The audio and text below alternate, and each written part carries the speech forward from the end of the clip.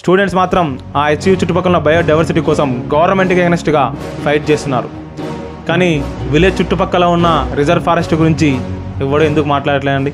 హెచ్యూ చుట్టుపక్కల బయోడైవర్సిటీ మొత్తం నాశనం చేస్తుంటే చాలా పార్టీలు మాట్లాడుతూనే ఉన్నాయి. విలేజ్ అవుట్స్కట్స్లో ఉన్న రిజర్వ్ ఫారెస్ట్లో నైట్ అంతా డోజర్లు జేసీబీలు పెట్టి ప్రతిరోజు నేలతో సహా దోచుకుంటుంటే ఒక్క ఎమ్మెల్యే కూడా మాట్లాడలేదు.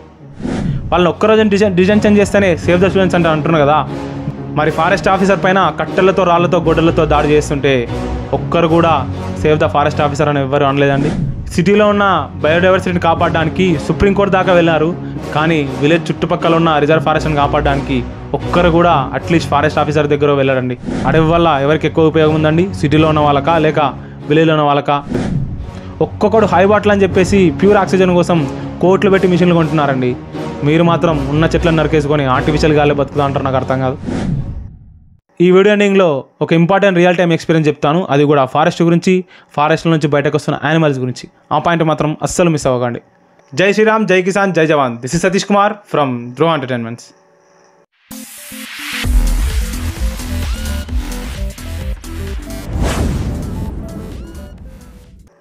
HCU Hyderabad central university. ఈ ఇష్యూ గురించి, ఇన్సిడెంట్ గురించి మనం పెద్దగా ఇంట్రో చెప్పుకోని అవసరం లేదు, ఎందుకంటే ఇది ఆల్రెడీ ట్రెండింగ్లో ఉంది అండ్ అందరికీ తెలుసు కాబట్టి. కానీ స్టూడెంట్స్ మాత్రం ఆ హెచ్సియు చుట్టుపక్కల బయోడైవర్సిటీ కోసం గవర్నమెంట్కి ఎగనెస్ట్గా ఫైట్ చేస్తున్నారు. దీని గురించి మాత్రం మనం తప్పకుండా మాట్లాడుకోవాల్సిందే, కొన్ని విషయాలు తెలుసుకోవాల్సిందే, నేర్చుకోవాల్సిందే.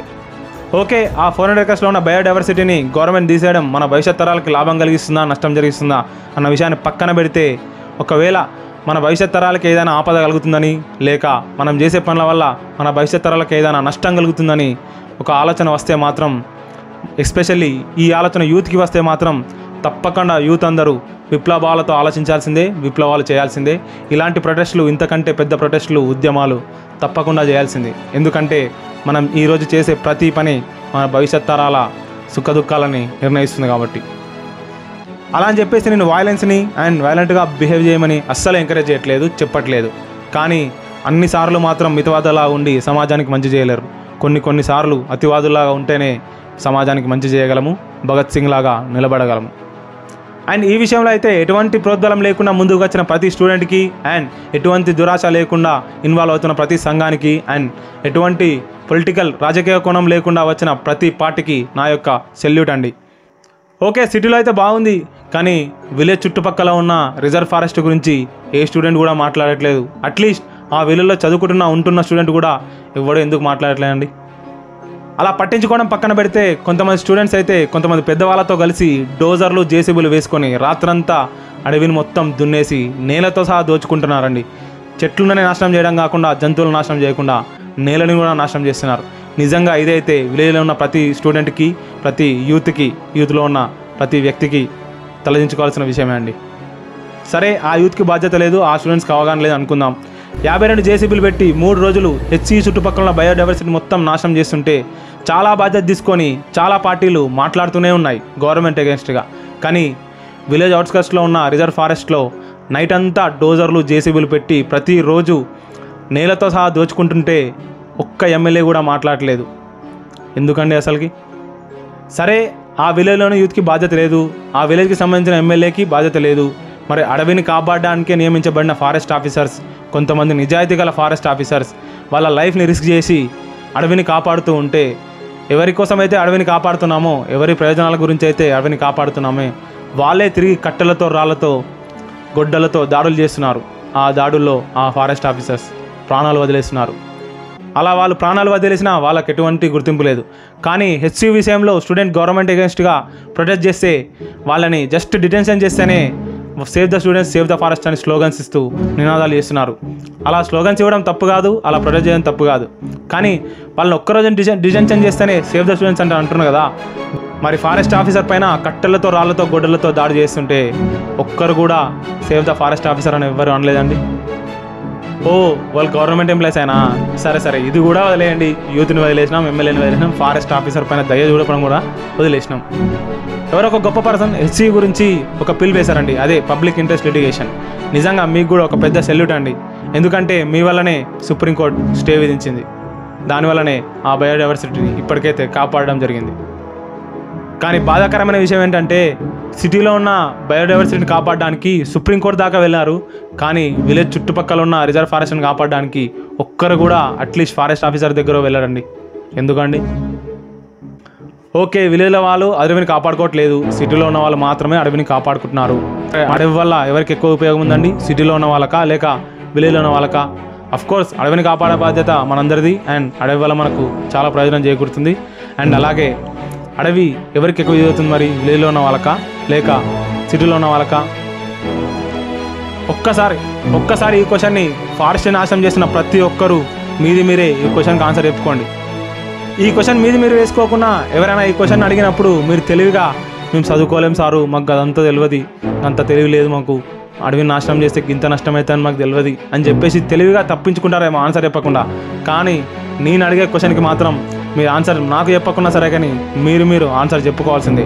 ఒకవేళ మీరు ఆన్సర్ చెప్పుకోనట్లయితే మీరే నష్టపోతారు. ఆ క్వశ్చనే అసలు ఫారెస్ట్ విలువ ఎవరికి తెలుసు, ఎంత తెలుసు?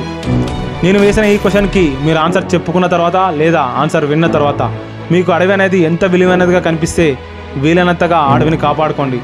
విలువైనదిగా అనిపించకపోతే మీరు అండ్ మీ తర్వాత వచ్చే తరతరాలు ఆ నష్టాన్ని ఎంజాయ్ చేస్తూ మీ జీవితాన్ని గడపండి.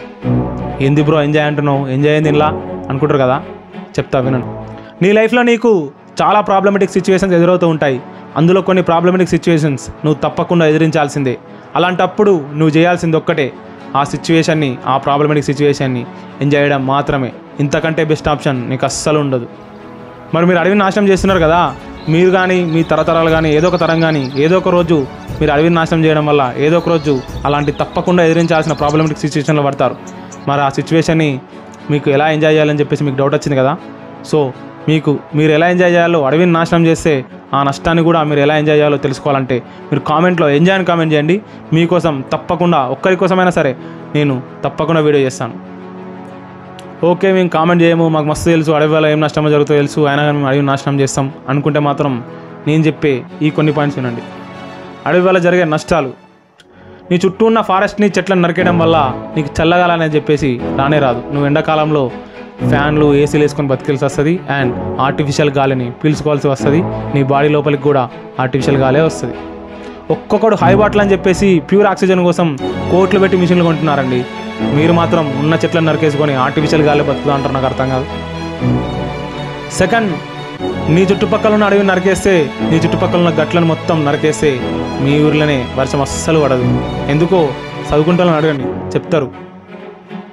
థర్డ్, ఆ ఫారెస్ట్లో ఉన్న జంతువులన్నీ, స్పెషల్గా చెప్పాలంటే క్రూర జంతువులన్నీ ఆహారం కోసం కానీ వాటర్ కోసం కానీ ఫారెస్ట్లో నుంచి ఊళ్ళోకి వచ్చి తాగుతాయి. అలాంటప్పుడు వాటర్ తాగడమే కాకుండా మనుషుల రక్తాలు, జంతువుల రక్తాలు కూడా తాగుతాయి. అది కూడా మీరు పెంచుకునే ఆవుల రక్తాలు, మేకల రక్తాలు, గొర్రెల రక్తాలు. సో ఆ రక్తాలు మీరు కళ్ళ చూడాల్సిందంటే మీరు అడవి యొక్క రక్తాన్ని కూడా కళ్ళ చూసుకోండి, పర్లేదు. ఫోర్త్, అడవిలో ఉన్న చెట్లను నరికేసి అడవిని మొత్తం నాశనం చేస్తే మాత్రమే ఫారెస్ట్లో ఉన్న యానిమల్స్ బయటకు వస్తాయి అనుకుంటారు. అస్సలు కాదండి.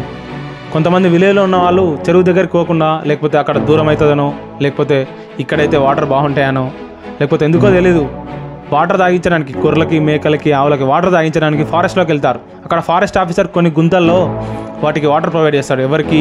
అడవిలో ఉన్న జంతువులకి. ఆ వాటర్ని మాత్రమే, ఆ కుంట్లలో ఉన్న వాటర్ మాత్రమే ఆ జంతువులన్నీ తాగి, అడవిలో ఉన్న జంతువులను తాగి బతుకుతూ ఉంటాయి. కానీ మీరు వెళ్ళి ఆ కుంటల్లో వాటర్ తాగడం వల్ల 2 ప్రమాదాలు ఉంటాయి. ఒకటి, మేకల్ని కానీ, ఆవుల్ని కానీ, గొర్రెల్ని కానీ తీసుకెళ్తారు అడవిలోకి.